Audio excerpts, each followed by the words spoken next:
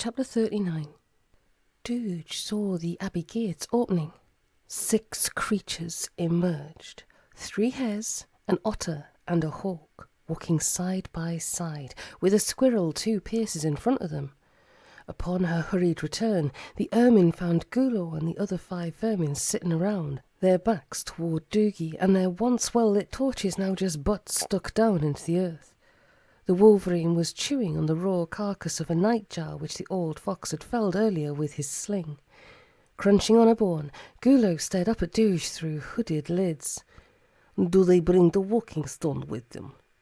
The ermine nodded. "Sire, the river dog carries it in a basket round his shoulder. They are all well armed, save for the bird." Gulo rose in a leisurely fashion, wiping a few downy feathers from his lips. He swelled his powerful chest and flexed his mighty limbs confidently. "Kill my slayers! Let us taste the flesh of these fools!" Doogy Plumm had been gagged 3 times, but still he had managed to rip and shred each binding. Not a beast to be silenced, the stout Highlander laughed mockingly. "Ya scum-faced braggarts, all you'll taste this day'll be the soil you tread on." Gulo ignored him, but a white fox climbed up on the wood kindling surrounding the squirrel and struck him a blow to the face. "Silence, tree mouse! No beast defeats Gulo the Savage. He could slay twice the number with ease." Doogy quickly retorted. "Oh, could he now, that saucy great thing? Let me tell you, my bonny wee vermin, your chief has yet to meet Rakkety Tam MacBurl."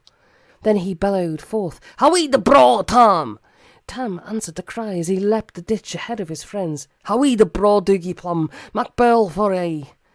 Both shouts set off a thunderous roar, with the creatures gathered on the high rampart walls. At a signal from Gulo, Dooge began rolling the drum forward, striking it with the basket hilt of Doogy's claymore as she raised the vermin into a chant. "Gulo, Gulo, Gulo! Kill, kill, kill!" Both sides marched forward to within 6 paces of each other, then halted. Gulo and Tam advanced 2 more paces. They stood facing eye to eye. Skipper placed a basket containing rock bottom upon the ground. Then he stood over it, hefting a long javelin. One of the foxes eyed the basket, his paw straying to his curved sword hilt. A swift rasp of steel was all it took, and Darren Fortingdom's long blade was out and pointing at the fox. "Come anywhere near that basket before this contest is finished, sirrah, and it's a death to you.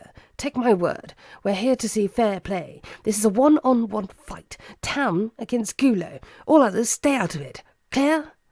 Gulo and Tam began circling warily, each riveted on the other, their eyes unblinking.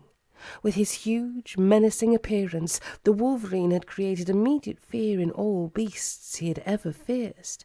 He towered over the squirrel warrior, baring his teeth, flexing his claws and breathing heavily. Showing neither fear nor hesitation, and holding the sword of Martin loosely at his side, Tam looked up at his enemy. Gulo gave a blood-curdling growl, setting up a small cloud of dust as he stamped his footpaws down heavily. He leered at his smaller opponent wolfishly. "Little warrior, you're bold to face Gulo. Thy body will add strength to mine. Your heart belongs to me." Normally this would have set any beast in a tremble, but Tam's reply was completely unexpected. "I could not give my heart to one as ugly as you. There's promise to a fair pretty maid." With eye-blurring speed, Tam swung his sword, which produced a pinging sound as it nicked a claw from the wolverine's paw. Gulo let out an unearthly shriek and charged him. The borderer's shield shook as the enemy's mighty paw struck it. Tam dodged nimbly to one side, avoiding the force of the blow. He swung a counterslash with his blade, but it only showed off a thick bunch of hair. As Tam brought his shield back up into position, Gulo dived headlong. His massive head caught the shield's centre boss, bowling the squirrel backwards, head over tail, and sending him skidding over the grass. The watchers scattered in all directions as Gulo howled triumphantly and went after his quarry like a thundering juggernaut. Tam recovered quickly. Half kneeling, he held up his shield against an onslaught of blows from both of the wolverine's ponderous paws. Instinctively, he slashed out with his sword and was rewarded by a sharp grunt of pain as it pierced the huge beast's footpaw. Scrambling upright, Tam held the battered shield at shoulder height, sweeping beneath it furiously with the keen blade of Martin's sword as he retreated toward the abbey. Gulo came after him, more careful now that he had to avoid the scything blade. He rasped hoarsely at the squirrel warrior. "You can back up and run, but you cannot escape Gulo the Savage." Retreat, however, was not part of Tam's plan. He suddenly changed tactics. Dropping the shield to his side, the squirrel warrior brought the sword up and forward in a blurring figure-8 movement, forcing Gulo to back off. But he could not keep up the manoeuvre forever. The moment the pace with his blade slacked, the wolverine leapt forward and sideways. The claws on his footpaw raked Tam from knee to paw. He paused, gasping in agony. Gulo swept a swinging crossways strike at Tam's midriff. Only by jumping back half-pace and sucking in his stomach could the squirrel avoid a blow which would have opened him through the middle. Gulo missed, but his paw struck the backside of the shield, ripping it from his opponent's grasp and sending it sailing up and away. The shield landed on the edge of the ditch, side on, its rim buried deep in the earth. Some of Tam's friends, as well as Gulo's vermin, had been running forward, while at the same time following the progress of the two rivals' life and death struggle. To one side of him, Gulo glimpsed the white fox who was carrying Doogy's claymore. The wolverine held out his paw. "Give me your blade." The fox passed it to his chieftain. Ferdinand Domain, one of the least experienced Long Patrol hares, made as if to stop him, but Sergeant Onewill pulled him back. "Stay out of it, young'un. No rules say they can't be armed." Now Gulo came after Tam with the claymore, bludgeoning and hacking. The squirrel was hard put to defend himself. All along the western wall-tops, silence had descended on the onlookers. It seemed that fate had placed Tam on the losing side.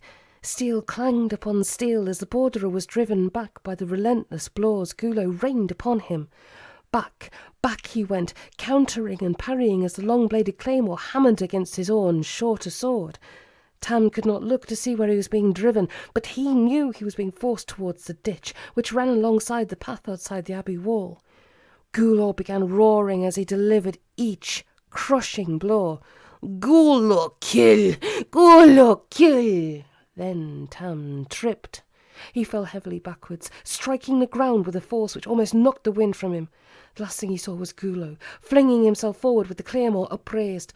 For a brief moment time seemed to freeze, then none too soon Tam sighted the wolverine in mid-air, falling towards him, with claymore raised for the fatal blow. Blood-red eyes ablaze, the border warrior seized his final chance with the speed of chain lightning. Gripping the sword of Martin, hilt and blade with both paws, he held it up horizontally. A fierce spirit possessed him as he shot both footpaws up rigid at the descending wolverine. A wild howl of rage ripped from Tam's throat. "Away the bro!" Then the weight of his adversary fell upon him as Tam thrust upward with the sword and all four paws in a stupendous burst of power. Like a stone from a slingshot, Gulo was carried through the air by the impetus of the mighty effort. He slammed to earth, just short of the ditch. His own massive body weight sent his outstretched neck right onto the edge of Tam's shield, which was buried upright in the earth at the edge of the ditch. Gulo was transfixed for one horrifying heartbeat, his body at the ditch's edge. Clunk. His head fell into the dried leaves on the ditch bed. Gulo the Savage would never return to rule the lands of ice and snow beyond the cold North Seas.